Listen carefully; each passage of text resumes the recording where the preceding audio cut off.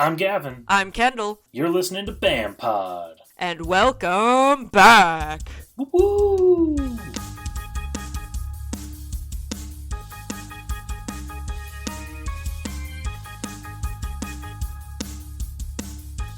Welcome back, Gavin. Welcome back. We are back. We the are year back. 2024. I was going to say we're back like salami sandwiches, but I don't even know if that's a thing. That's just what came to my brain. I also don't eat salami sandwiches, but there you go. Welcome to 2024, you know? That's... I make salami sandwiches. This is BAM. Yeah, it is. Podcast. It's the BAM Pod. I'm your host, Glass Ira. I wish. You know, the year I'm the 2024 opposite of Ira Glass. just makes me feel so old. I feel so old because my joints and back are constantly in pain. And also I don't have any hair. I feel that. I also had my like insurance that. birthday recently. Oh, yes. I just recently got insurance again for the first time in, like, many years. Nice. Yeah, I had to figure that all out. Because my job, I don't get insurance through my jobs, so I had to figure that out. Woo, Maybe you're love the poor government. enough that the government will pay for it. It's complicated. Oh, I'm sure it is. It's never easy. I love the government. Well, yeah, we're back. We are Like, back, so many things everybody. have come back recently. A lot of Futurama, Animaniacs, Doctor Who. kind of. Night Court. That's so Raven. Doctor Who has just released new episodes. There's all the there's the new episodes, but it's also like a soft reboot. Yeah. Because they're calling this new season 1. Yeah, well, because it has a new showrunner, too. Right? Who's the original showrunner of the reboot? Which makes me want to come back to watching it, because I stopped midway through 12, the 12th Doctor, mostly because of the writers, because they were all switching around and it fizzled out. So I never watched 13, and I didn't finish Capaldi. But now that we have now that we've got some original faces, and I am excited for the new Doctor too, so I probably will go watch 12 and 13 and catch myself up. Although maybe I also will just go back and watch 9 and start from there. The thing about 15 is that he's great. The thing about 13 is that she is good, but her material that she was given is not the best. Exactly, yeah. And I will say that I appreciate this about the fandom, is that they're able to separate their frustration and dislike of the writing of the show from her portrayal as the Doctor, because they're like, Jodie's great. The stuff she's given is junk. Which happened to a lot of the Doctor, to be fair. That's usually when they fizzled out, was because of the content that they were given. But it's fine. We have sort of a soft reboot, and it will be good, because Judy's great. My favorite show, while technically over, has its spin-offs coming through, which is The Walking Dead, if you didn't already guess. Yeah.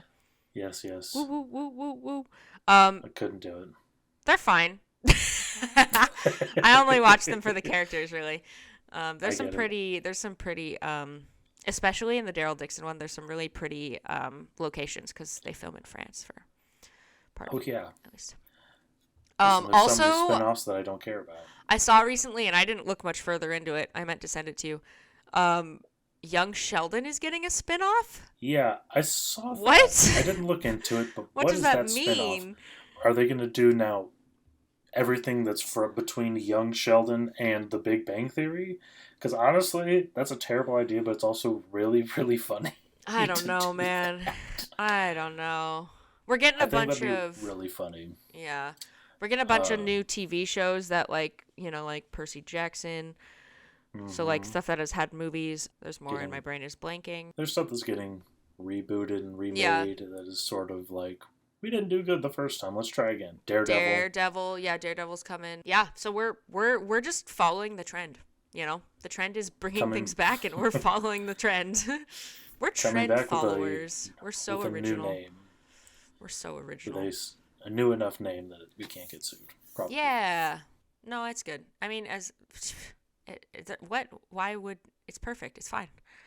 We made it up ourselves. Great. Shh. Everybody be quiet. Don't say anything. So Gavin, what have you recently watched? Have you seen anything good recently? Our original segment, making a strong comeback. Oh yeah, just like we are. Listen, it's classic. It's one of those like classic things. You know, if you ever reboot a show, you have to bring back the stuff that people love, but also change just enough that they're like, "Ooh, this is fun and interesting." Yeah, exactly. So, what have you watched I recently? watched The Paddingtons. Oh, yeah. So they're really nice. They're really just very lovely. I can't very remember if I chill. watched. I think I watched the second one on like an airplane at one point, but I don't remember it well. They're just really like nice, chill movies. They're cute. Like they don't Also, what's his require name? much. Ben Winshaw. Yeah, I love Ben Wishaw? Winshaw. So, Yes, you know, he's Paddington, if anything. and it's got. I can't believe I'm forgetting her name. Julie Waters. Oh, uh-huh. I love her. She's so great. I've been watching a lot of Dropout, which is like college humor, quote unquote. Oh, yeah. It's like because so there's a whole lot. I'll probably go into it in a later episode, but essentially, Dropout came from college humor, and now they basically bought and got rid of college humor. So anything college humor is now Dropout. Okay, cool. So if you're looking for college Another humor, it does not technically rebranding. exist anymore. Also true. There I you watched go. Ted Lasso, What We Do in the Shadows. Nice. Been watching a lot of D&D actual plays. Okay. I watched a lot of Critical Role and Dimension 20. And that's most of what I've been doing, other than working. Yeah. What have you been watching? I finally watched Squid Game. I know, like 3 years late. I didn't watch it. Don't feel bad. I think I binged it in like 2 or 3 days. It was.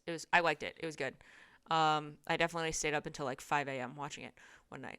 No, I thoroughly enjoyed it. Interested to see where they go with season 2. I don't know if you watched or looked into, but the whole like game show thing they made was so dumb. Oh, yeah. I watched a lot of. I think it's interesting.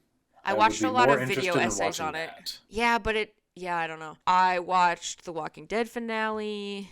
I started watching the How many spinoffs. final seasons did that show have? Because I Just feel one. like they Just kept one. advertising. Did they break it up into like 3 parts? It was 'Cause I multiple feel parts. like Yeah, it was I kind of a kept lot. seeing like it's the final season, and then like a year later it's the final season, and then another year. They just Okay, had like it's the final episodes. they just had breaks between, which was kind of annoying, but it was fine. I thoroughly enjoyed that last season. I think it was a good wrap up for the show. I'm not mad about it. I think if they didn't have the spin-offs, it would be a little less good. But also the spin-offs take place multiple years later anyways. But I'm not mad about it. It was especially the last episode had a very nice like nostalgic wrap up, which I thought was good. It's a show in my soul. It always will be.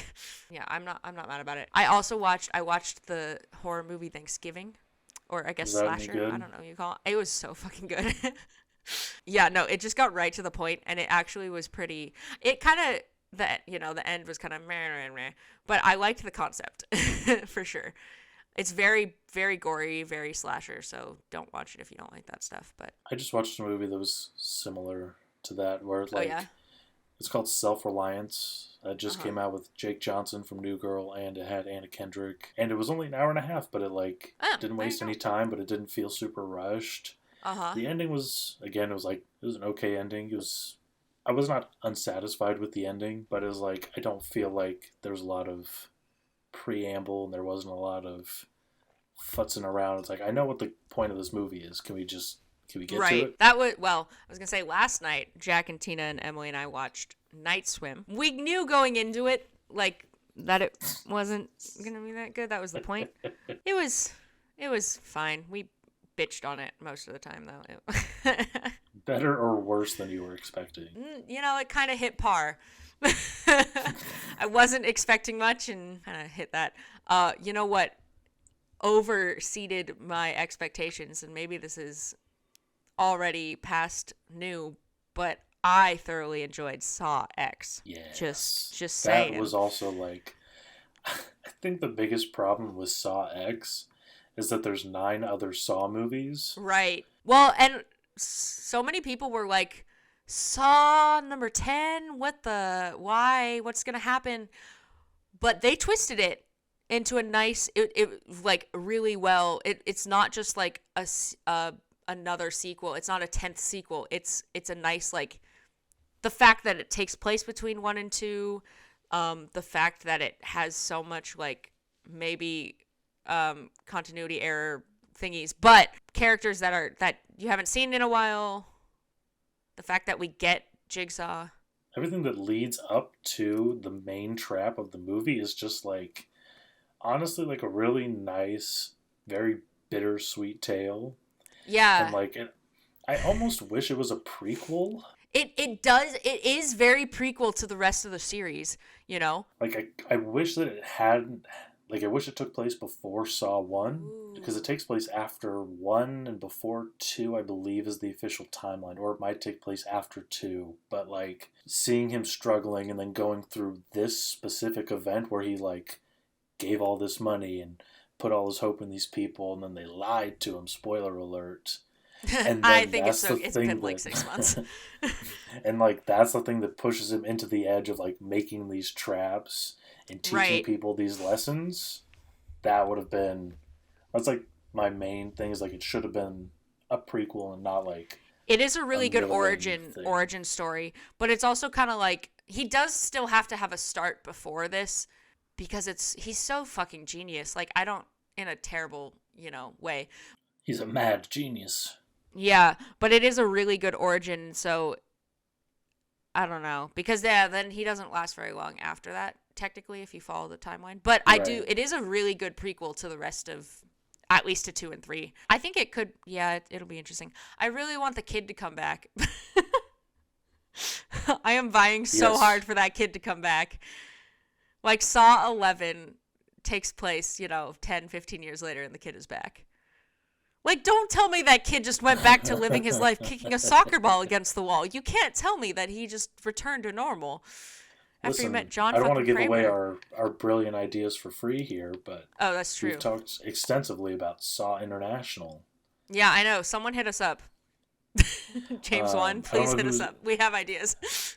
I don't even know if he's in charge of the franchise anymore. He just sort of... Well, he's like a creator. Whoever's in charge of this current Saw franchise, give us a call. Saw International, that's all you're getting. We got ideas. We're only going to give you Saw International, that's it. Man. But no, I thoroughly enjoyed that. And I don't know if I was expecting a lot. I wasn't expecting a lot, but I also wasn't not expecting a lot just because of the premise. But it definitely met expectations. I thoroughly enjoyed it. Okay, here's my debate. As a Saw fan, I call it Saw X. But I've heard a lot of people refer to it as Saw 10.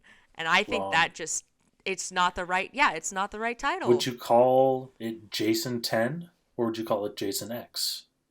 The fact that they don't just put it, I don't know. They didn't put Saw 10 in the title. They put Saw X. Saw X. Though, you know what? I take that back. It's not totally fair because Saws 1 through 7 also use Roman numerals and we call them Saw 2, Saw 3.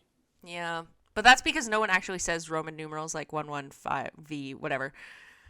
But I think because this specific one, the 10th one is so specific and specifically placed that it's not Saw 10 because it doesn't take place in that chronological order. It's Saw X because it kind of takes place in a weird middle ground.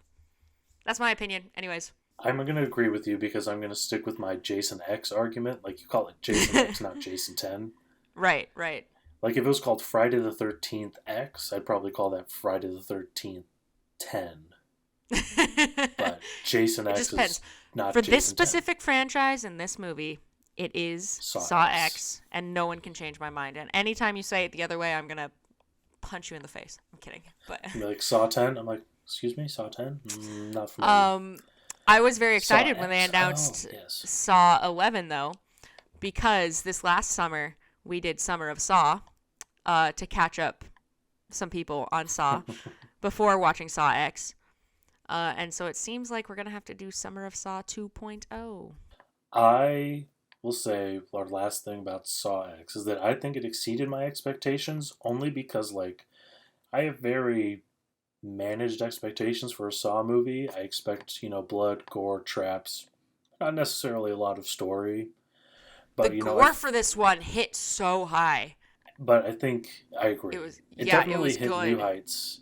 It was And, like, good. on all those levels, it met expectations. But I think for me, what exceeded it is that there's, like, an actual really good story right at the top.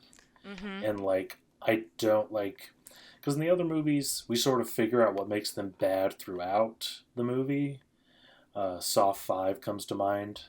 Yeah. That's like one of my favorite of the later sequels. Well, and this one also, though, I will say, it takes a hot minute to get to the Saw part, because we spend at least 30, if not maybe 45 minutes Over half the movie.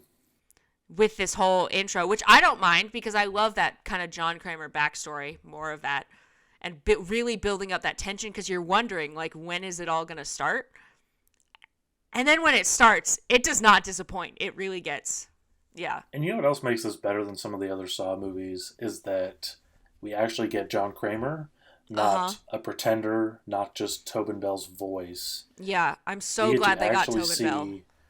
And I think John Kramer doing his thing. Right. You and I talked about it too. Like, we don't know how much longer we'll be able to have Tobin Bell involved in the franchise. So I really enjoyed just having a Tobin Bell Saw movie. Keep, doing Saw movies, they use Tobin Bell, or they go with, like, the Chris Rock route where they just kind of move away from. They're like, these are people inspired by Jigsaw. Bring back the kid. I'm just saying, bring back the kid. Saw International. Last time I'm going to say it. Give us a call. You know how to get in contact with us. But I think that was really thoroughly enjoyable, was being able to have Tobin Bell for the whole movie, which even when we did have him in the original ones, it wasn't for, he's fucking lying in a pool of blood for the whole time. Like, he's not in it, Mm-hmm. And even 2 and 3, well, even 3, like, it's not about him in a sense, So yeah. I it's really enjoyed that. It's more focused on the victims than him. Well, and this time he's the victim in a way. Yeah. And then they did not disappoint. They really hit it with the gore. They were just like, we're going all out, and it was like those traps are over the. Although I will say, I mean, plenty of them could have made it out if they'd literally done their shit differently. And I get it, in times of stress you might not have, but I feel like this was one time or one of the few times where some of the traps were almost unbeatable or borderline. Most of his traps you have to take a punishment to get out of.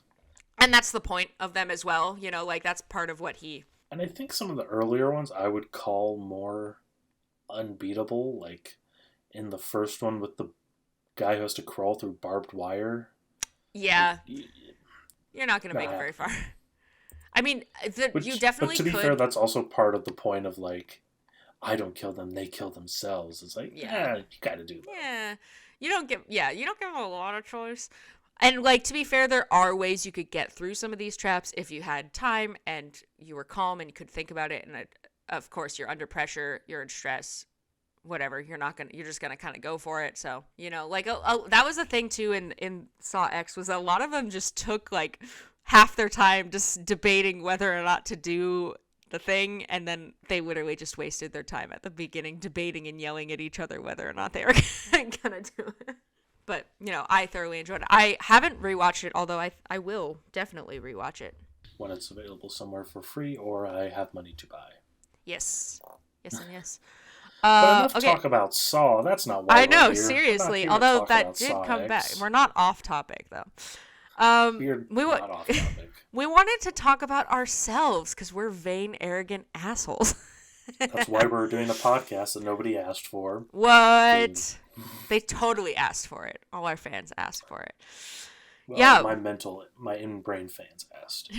It's been 2 years since we were doing this. Technically, maybe you could call it like 2.5. Well, I don't know. But, like, it's been about 2 years. So what have we been up to? What the heck, Bran? What happened?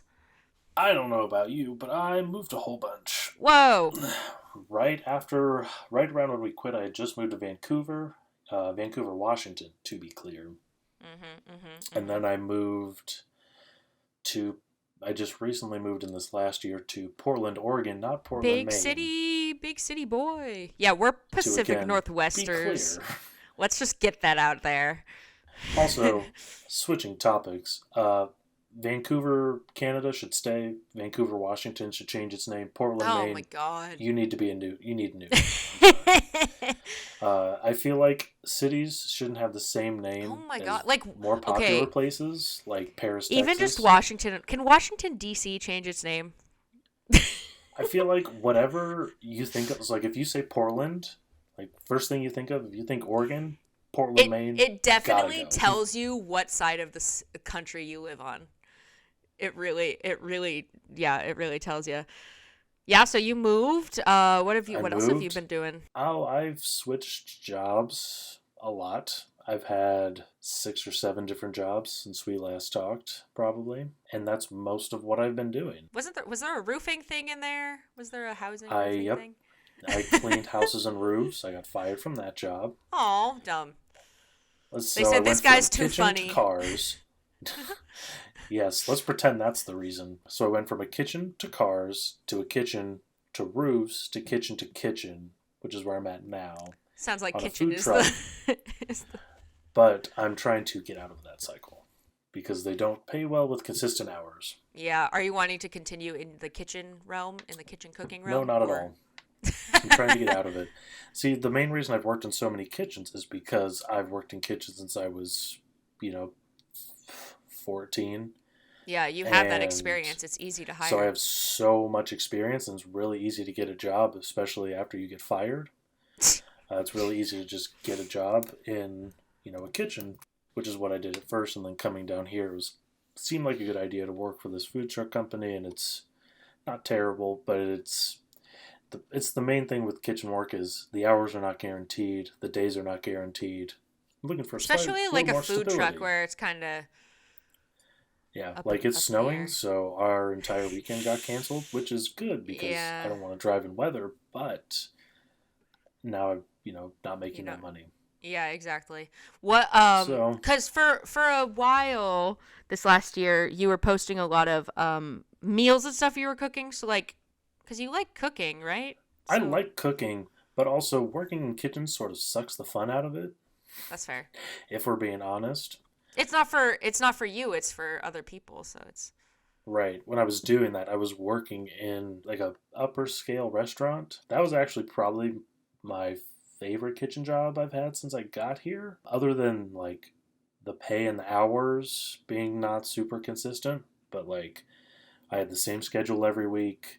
I was always home at night so I could do dinner with Bree, and I could like plan aspects of my life in ways that were, helpful. And like I always knew I'd have these nights off. I'd have this day off. I'd have, this here and this there. Yeah, consistency is really nice to have. So I'm trying to find something a little more consistent. Yeah. Do you have ideas? Do you have passions? Do you have wants and desires? I have been applying to some jobs, mostly like some office jobs. I applied to actually a job at theater in Beaverton. Movie theater or stage theater? Stage theater. Ooh. I would like to do something more related to the degree I spent a lot of money on. What? But it's also very difficult. No way. And also, the mental stress and load of trying to do creative things and not get paid is very hard. And that is also not a super stable business. But, being in, you're aware. But being in an unstable business... Yeah, I'll talk about that in a minute. that is something I actually want to do is more appealing to me than being in an unstable business that I don't really want to do. That's if I'm fair. not going to do that, I would rather work in like a 9 to 5 office job with consistent hours and pay and healthcare and stuff. Sure. Do you, slightly off, do you like watching cooking shows? Do you watch Gordon Ramsay is the only one that comes to mind, but I don't really watch those that much. I don't know, they're not that entertaining for me. I just like watching the artistry behind like what they make, but that's really, it's just background noise. I used to watch like Chopped when it was on. I kind of like binging with Babish, where he like recreates movie foods and TV Yeah, foods yeah, and things yeah. like that. That's fun. That's interesting to me. Is it cake because it's more game style or game show style, or I like the Try Guys Without a Recipe because I just like the chaos of it, and I like you know watching things that are more at my level of cooking, I guess you could Yeah, say. that's fair. To make actual money in food, you have to go to like you have to do like maybe culinary school or like spend a lot of extra time training or work in like an upscale restaurant, and that's very snotty, and that's not how I am with And food specifically because very like food, competitive too, right? Like, it's really competitive unnecessarily. I feel like if you've ever watched The Bear, it feels kind mhm. of like that. Making food should be fun, and it's not fun Yeah, if you're yeah. doing it at like that level. Really, And so it's more about the perfection competition. of it than the you know making something for everybody, which Hmm. is what I do like about the food truck. Is it's a little more loose and it's a little more like making food for people for the enjoyment of making food, not the I want to make this fancy little dish that's going to cost $300 to impress some rich person I don't give a fuck about. That's fair. Okay, I have two more food related questions for you. One, Here we go. what kind of food does your food truck make? We have one that does sandwiches and one that does like Asian fusion rice bowls. Okay, yummy. Two, before I get super hungry, did you watch the menu? I did enjoy the menu for that Yeah, reason. I really liked that So, movie. three movies that are like really big about cooking. There's The Menu, Chef, and Burnt. So Mm-hmm. Burnt has Bradley Cooper. I don't like that movie because it's everything I don't like about cooking, and I feel like it's a very accurate representation of the French fine dining world, and I don't like it for that reason because it's like this is everything I don't like about making food. Chef is like not really a movie about making food. It's more about like passion and enjoying what you're doing and finding like that zest for life. Actually, I think you might really like it if you Is haven't this seen the it. Jean Favreau, Robert Downey Jr.? Yes. Okay. Yes. Oh It's basically an allegory for his career. Um, man. and then like the menu, which is like, listen, fine dining is absurd and Yeah. kind of fuck you. I really, yeah. And well, and also just that like artist. I really like, I'm not a big chef, but I really like the whole artist, like stuck up. Like, but as an Yeah. artist, I was like, this is so, yeah. Sometimes that's how it is. Yeah. I And, feel and like there's a lot also, of Ray Fiennes. The menu just really makes me think of like auteurship and just nitpicking each of those artists. Like the menu just really hit that. It is kind of, yeah. There's a comparison there. we could do a whole episode on that. And My life is basically separated into years of like four, like groups of 4 years in a way. It's which is weird. And so it's been 4 years, coming up 4 years since I graduated college. And my friends were like, what's gonna be the next gap before? And I'm like, I don't know. All of you are like getting married and like having kids. Like that's the four gap is like that's the don't next step, I worry, guess. I'm not gonna have kids. You got your little fur babies. Yes, and they are better than any human child could ever be. Cuties. You heard it here Cuties. first. What have you been up to? Enough about me. I was gonna swap it over because you mentioned theater, but yeah, that's. I think last time we posted, I had moved back to Washington. Where did you go? Were you not in Washington before? When we started the podcast, I was in Wyoming, bro, What? Why were you in Wyoming? because I was working. I had a apprenticeship. Oh, yes. Yeah, Actually, you yeah. know what? I do remember that. I'm sorry. No, again, well, it was right in the middle of quarantine. That was a wild, wild time to I be moving to completely. Wyoming. That's right. That's right. What was your internship in Wyoming again? It was a theater, I scenic. No, yeah. So when we started the podcast, I was in Wyoming. I'm pretty sure. I don't think we'd started it before I left because I had just finished school. Yes, you know what? I do remember now because part of why we took the first, like one of our breaks was because you were moving and I was And moving. we were both moving. Yep. Yeah. And So, so we took a break, came back, and then yeah. had to promptly So I stop. moved back to Washington middle of 2021. So I guess we spent the summer I was in Washington because I do remember recording a few things, but we were slowing down for sure. But I'm officially back in Washington. I've been back in Washington for 2 3 years now. It's weird. It doesn't feel like any time at all. And I've just been deep diving into the theater world, which is an interesting industry to be a part of, because it's definitely not the most lucrative. I will tell you that.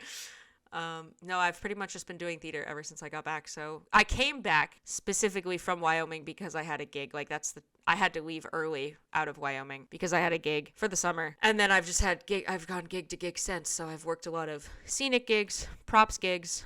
I've done a lot of performing. I've done a lot of teaching. I teach the youths theater specifically. Some stage management here and there, but mostly I'm in the scenic props and performance and teaching realm. So that's what I do. Very gig to gig. I would really like to get back. Yeah, I mean, I got back into it when I came back to watch. Like I did a couple. Well, no, okay, I got back into it my senior year mostly because I had finished my film classes, so I was able to just deep dive into theater stuff in school. And then that's right, because you got a double major. No, I technically have a minor because I didn't want to stay another year, which I'm so glad I didn't because I would have had to do that Zoom school stuff. The big launch back into acting was right before the pandemic, and it got closed early. And then Oh, I remember that. Didn't you? It was a soccer I did the Wolves. show, right? It was really good. But that was like my deep dive. Like this, I do want to do this again, get back into this. But then had to take a break. I did a couple Zoom performance stuff, which it's not. That's a whole different thing. But when I came back to Washington, I was able to really get back into it. So I have been doing. I mean, almost every quarter or trimester, I have a performance thing. It's been a lot, but it's great. Not all of it's for pay. Some of it is, which is great when you can get paid to do it. It's great. And when I don't get paid to do it, I just kind of treat it as like a class in a way, or school, of like I'm doing this to continue my experience, to get back into stuff I haven't really been getting in, so take it as I can. I mean, ideally, the ideal situation is to always be paid for your performance, but it is hard to always guarantee that. I've done a few television and short film stuff. I've done some live performance stage stuff, and then I've done some live performance interactive stuff as well. I think the most difficult part about being down here, I mean, there's like some opportunities, but I don't know a lot of people down here. I know Garrett. Well, you're in another good hub for TV. Portland is a big area. Be more proactive about it, I think. But I think, the stress of not having a stable paycheck currently is not conducive to things like that. It's a lot. When I first came back to Washington, I was staying with my parents because it was a very temporary, like, I need someplace to stay while I have this summer gig and whatnot until I get things figured out. And, I just came from Wyoming. And it was lovely. My parents are very supportive, and it was great to be able to have that and just to work gig to gig and kind of start building up and saving money. And then I recently moved in the summer into I took over my friend's apartment, and so I live by myself. Yeah, it's just a lot because I have my apartment. Student loans have started coming back. I had to buy a new car because the car that I had died. Well, it was totaled. Oh, I had the same thing happen to me. I was look. I worked really hard for this car. My second car, and I was really proud of it. And then I had it for maybe 5 months before that got totaled. I had to get a new car just because of work. I drive a lot. I commute a lot for work. So, and this car it's newer and it's a little more expensive. So the loan is a little more. Luckily, my last car though, the insurance paid for that loan. So I basically technically on my credit if I have paid off a car. I'm also fortunate that when my car got totaled, I was not upside down on my loan, and I had about that's nice. Over. Yeah, I paid off the loan, and part of it went to the new car, but yeah, a lot of it went to the loan of the old one. I used like a good portion for a down payment, and then I paid off some of my other like smaller credit card debts. Yeah, and I guess when I say like a non-stable income, I mean more like my main job income is not super stable, which is stressful. So it's hard to because there's the part of me that's like, all right, this isn't working out. I might as well try and do these other things. But then it's like, well, because I work in a very unstable industry. I have a stable job that I've had for 2 years since I came back, basically, since the winter I came back. I concessions bartend for a theater near me, and I've worked there for 2 years. I've worked there basically since they reopened post-pandemic. I'm of our staff.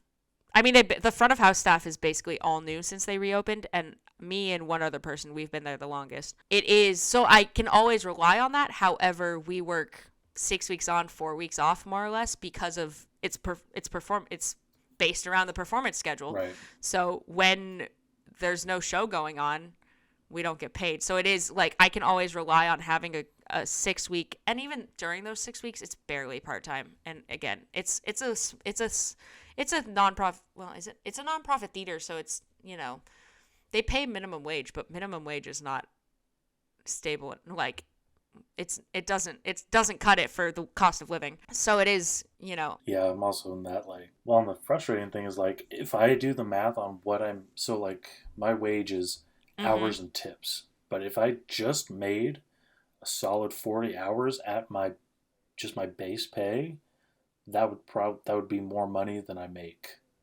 with whatever hours I work plus tips. But a lot of places don't hire for full time.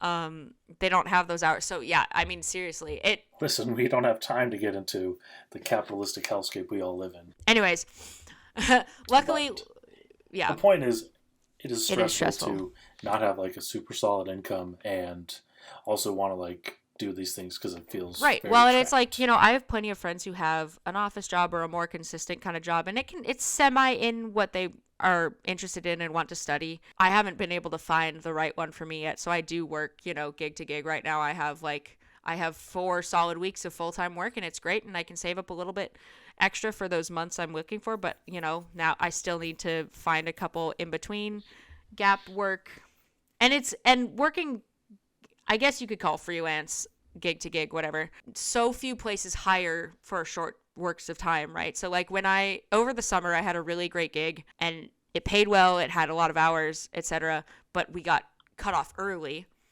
It was a performance gig. We got ended early due to some thing I won't get into because I don't want to name names. But we got cut off early, and it was like 6 weeks early. It was really disappointing, and a lot of us had canceled gigs or had to refuse gigs coming up because we had expected to be working for 6 more weeks. So when we were cut off, a lot of us were like, okay, well, now I need to find 6 weeks of work because I have stuff for when those 6 weeks are over, but I don't have anything in between, right? I can't just live. I need something for 6 weeks, but very few places will hire like that for just a 6-week thing. Luckily, I was able to find a short term. It was right around Halloween, so I was able to find a short term kind of haunted house like performance gig, which is great. And then working and teaching and bartending gig. But like it is kind of like that where it's like when you have a month or two of nothing, it's hard. It's hard to find, And luckily, if you're like go for it. So like my job is like got really basically 6 busy months, and it's like June to September. I guess it's not really 6 months. Close enough. Like, that's 6 months almost. Whatever. Basically, the summer we get slammed. I worked probably like from like end of June to top of September. I probably worked like 400 to 500 hours. And each paycheck I was working, like each pay period, which is basically 15 days, I was working anywhere from like 85 to 100 plus hours every pay period. And I was making great money, but because things are so expensive and I'm trying to like get ahead on other bills, it's hard to save on things. And now it's been dead. And like we had what was supposed to be really busy 2 weeks in December. That event just got because of weather. Yeah. So basically no work. It wasn't even weather. The event itself was just like, damn, we're not doing it. Yeah. Well, and that's even like, I think it was 2022. That sounds right. Maybe. I was a background extra for a TV show that they filmed up here. And because that Washington, that spring, New Year, Washington had just updated their film tax laws, which is great because it means we can get a lot more industry up here, a lot more TV and movie up in the Seattle area, which hasn't been up here for decades. It all goes to Vancouver or Portland. And so we were all really excited because we knew this show was scheduled for a season 3, et cetera, and more shows would be coming up. And then the strike happened right in the summer, which if you live up here in Seattle, the summer and the spring are the peak filming times because that's when our weather is nice. That's when it's not super hot out, like in California. Ideally, global warming has changed that a little bit. So we were all like hyping up for the summer, getting ready for season 3 so we can all get called back, etc. And then the strike happened, and we all kind of it was just flat for 6+ months everywhere. I mean, not just in Seattle, but especially in Seattle, where we're all banking on getting some good summer gigs. And we could, luckily I was able to get a different one, but it was still like, it just hit. Hopefully this year, I mean, we have high hopes, but I don't want to hold it too high.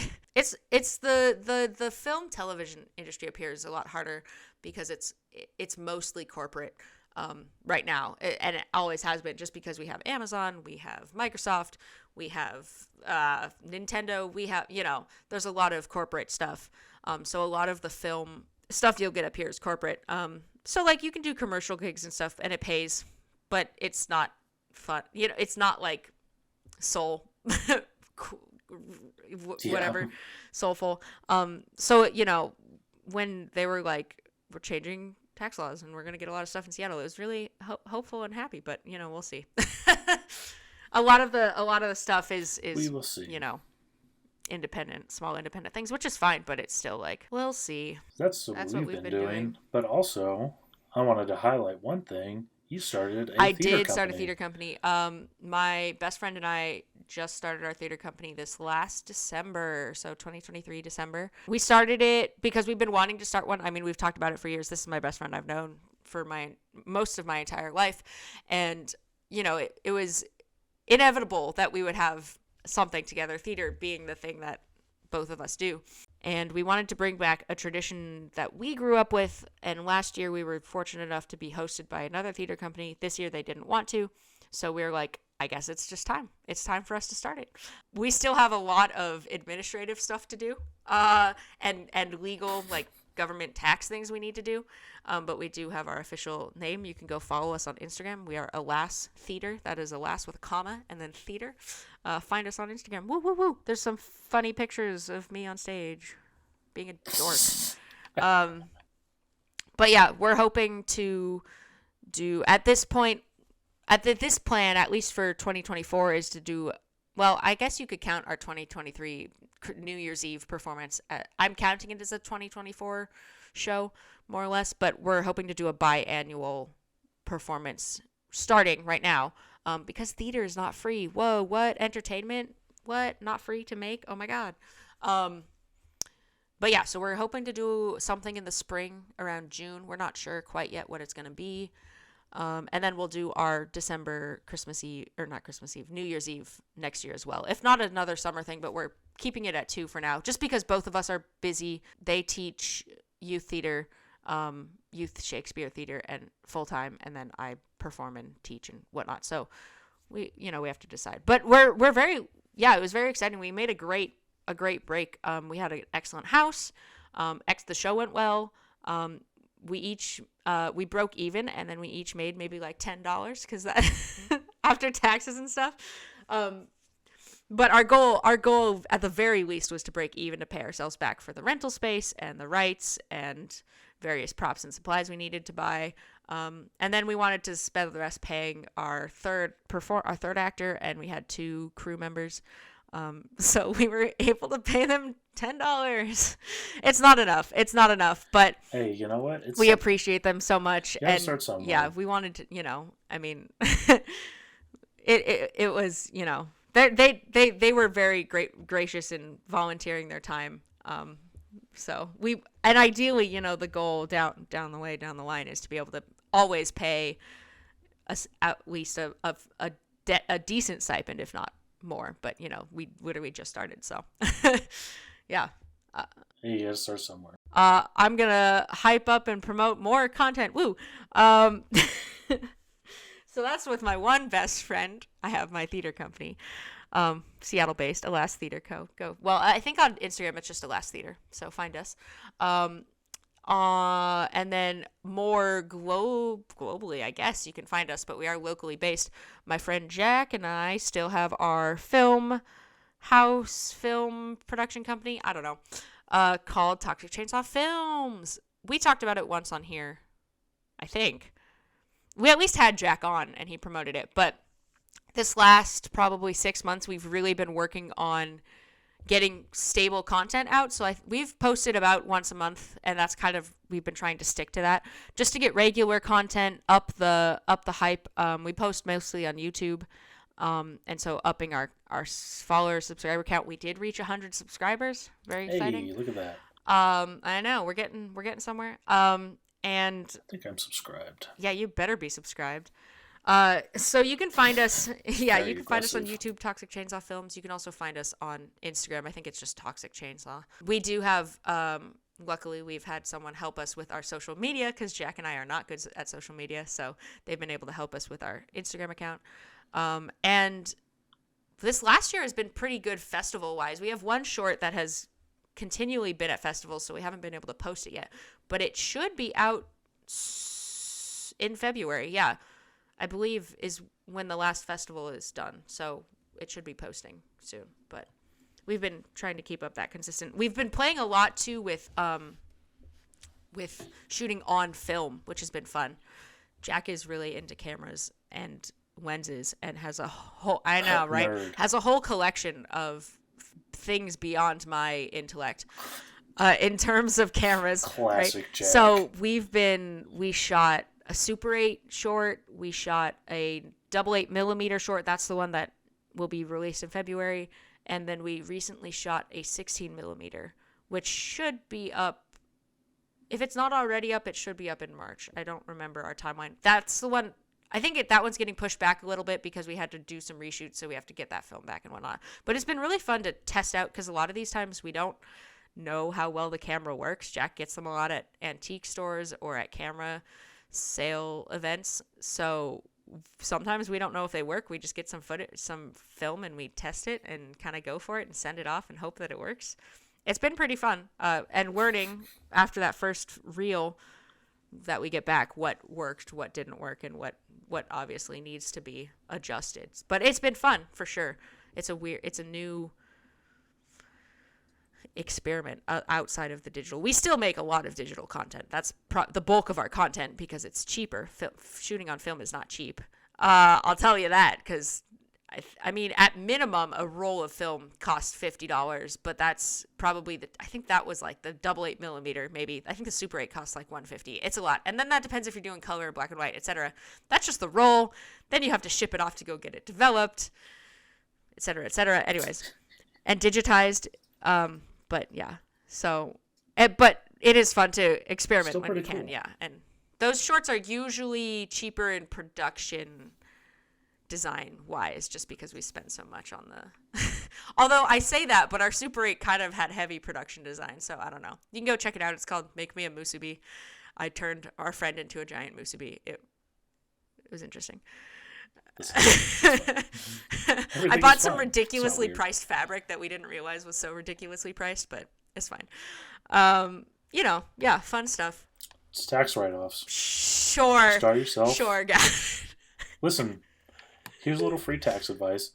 Start your company as an LLC. It is technically, and then anything you buy I for think it. Toxic Chainsaw is technically an LLC because we did that for a shoot Jack did. So, I can. Well, then you can do business taxes, and you can write that stuff off.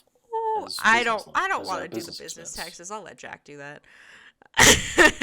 I gotta do it for Theta anyway. No, yeah. So we're still doing stuff there. We're hoping. I mean, we're just always continuing to make stuff.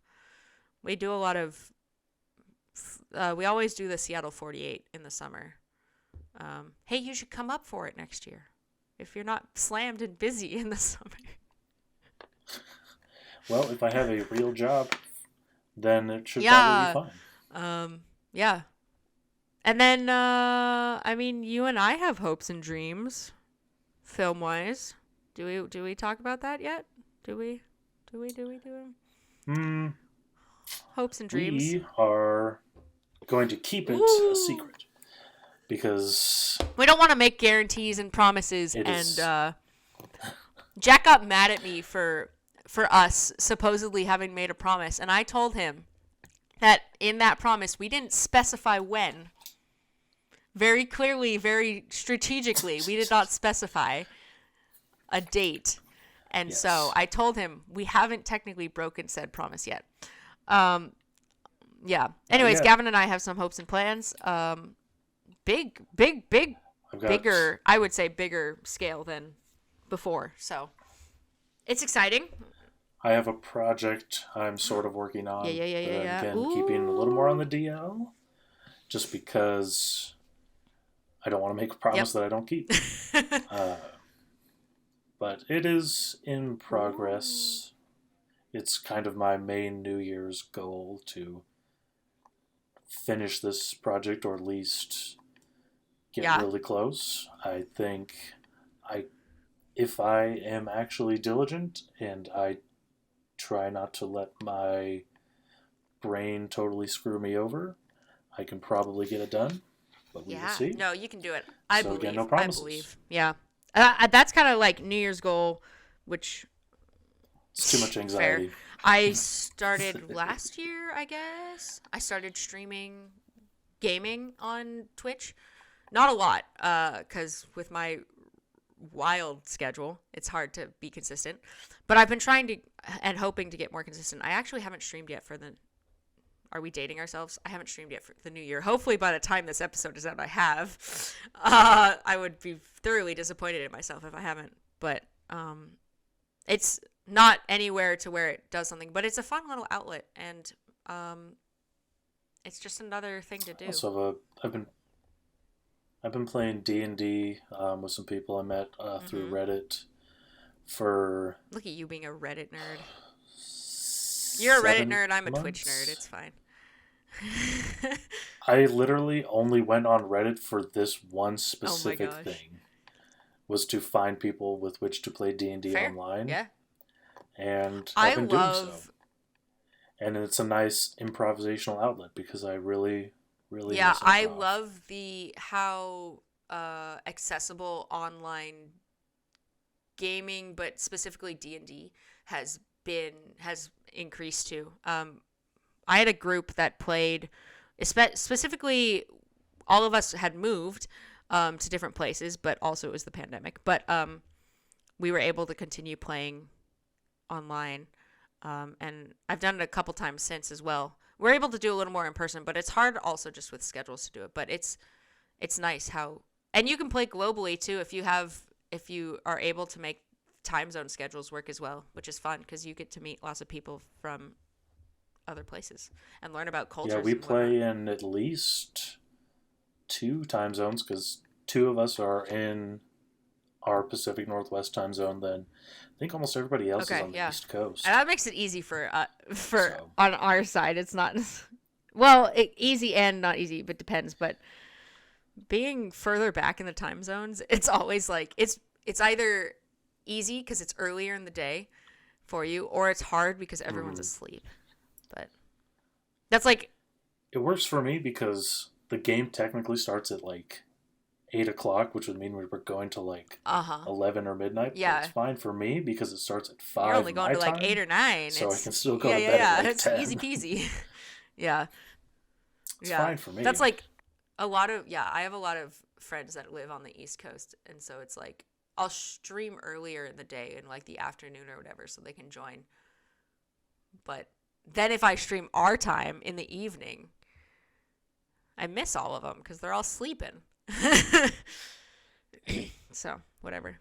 But other than that, we have some fun plans for this show. Yeah. We're gonna... I mean, we talked about it a little bit in our teaser, but we're hoping to dive into industry news, talking about what comes up, and that'll be posted more closely and relevantly to when it comes up. We'll do some kind of like expedited episodes, if you will. Expedited.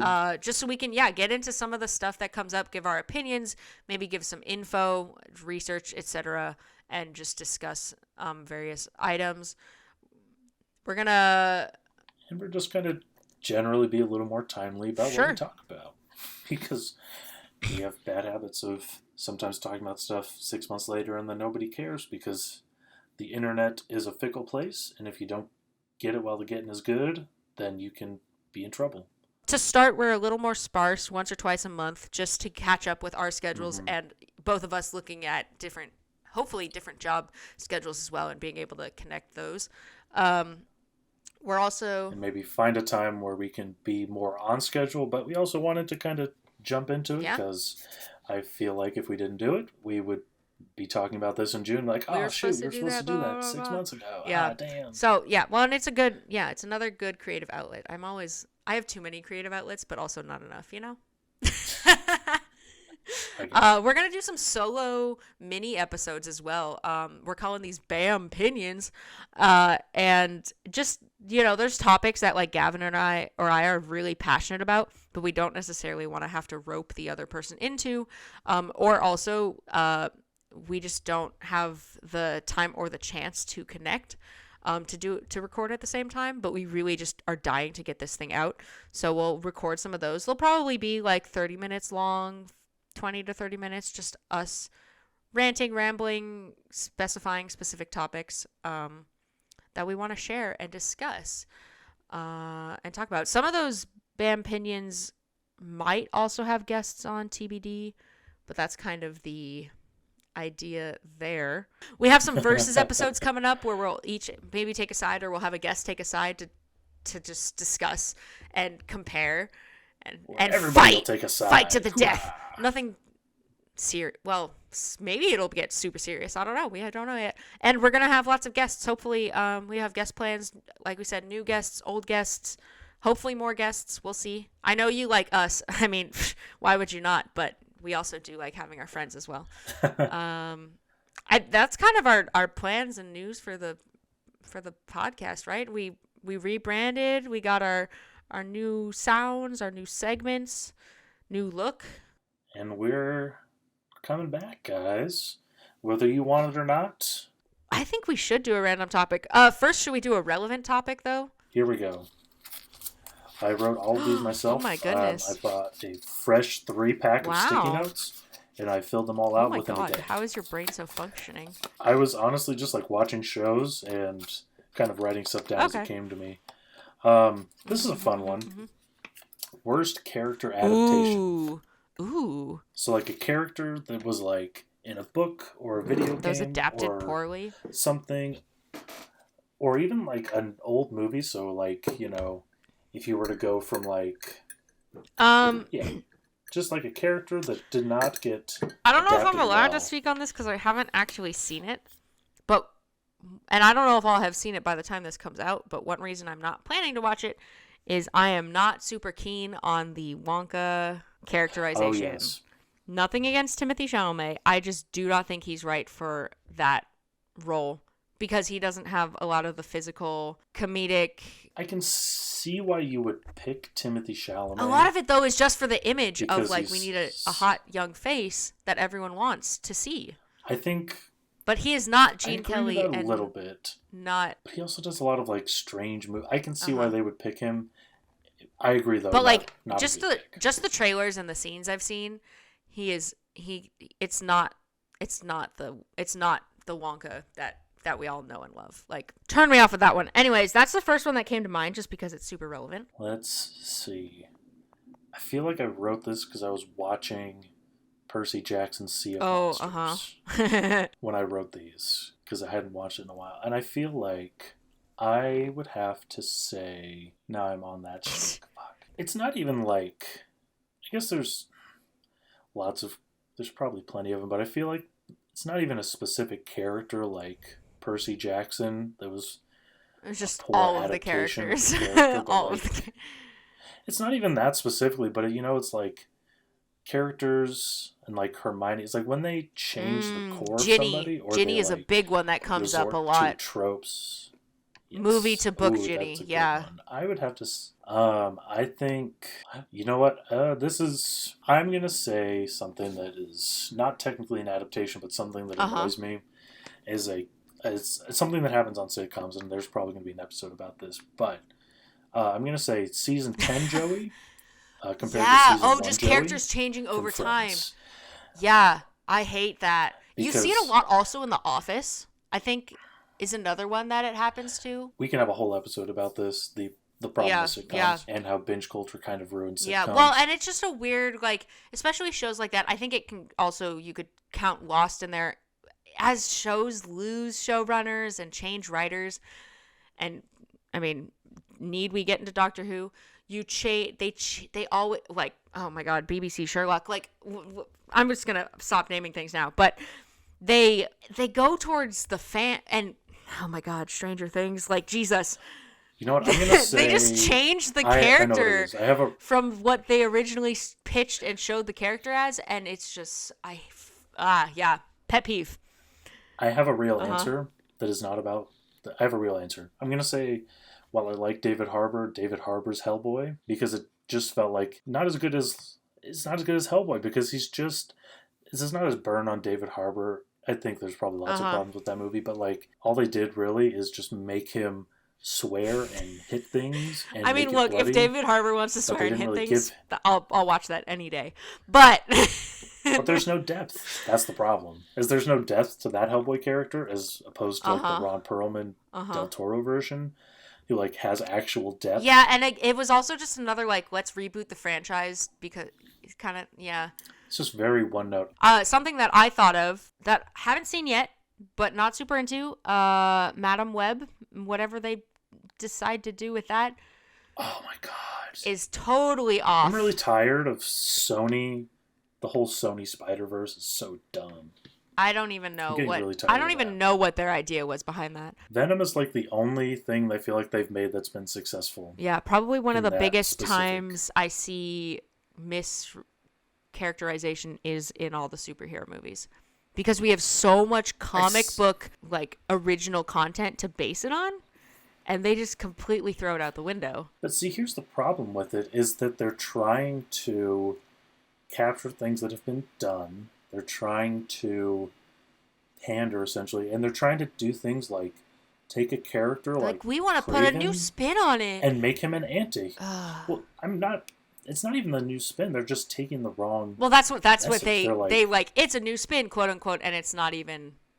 It's not even. Like, it's like Kraven. You're making him not a bad guy. That's really? Literally the fucking point. But he's a bad guy. That's his entire. And like Morbius is not a bad guy now. I don't know. You're not.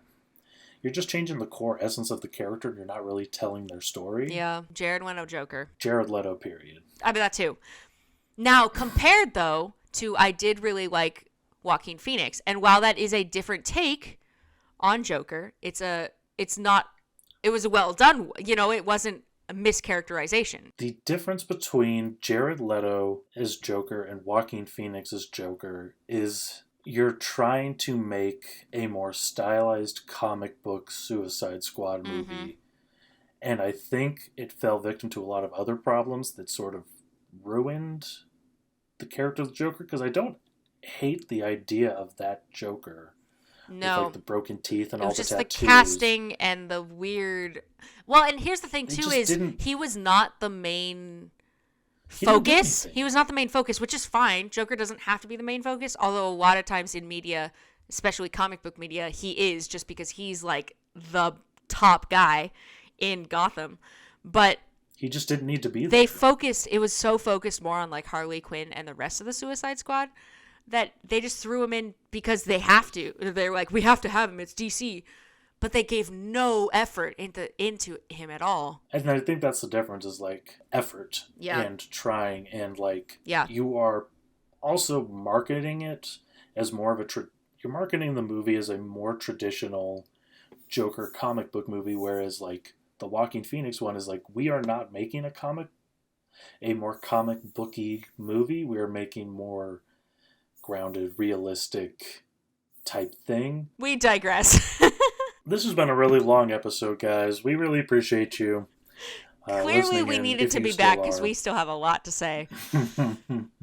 But don't worry, you'll get more fleshed out opinions, some BAM opinions, some BAM news coming at you. Some BAM pod all Thank together. You so much. Make sure you like, follow, subscribe now. Check us out. Yep. Tell your friends. Find us on Tell Instagram. Your family. Share it. Share it with a friend. Tell them all about your favorite new pod, not your returning pod. Your favorite pod. Yeah. New returning. New returning. Oh my goodness. All right. Thanks for sticking with us. We appreciate you. We do. All right. Thank you all. See you next time. Bye. Bye.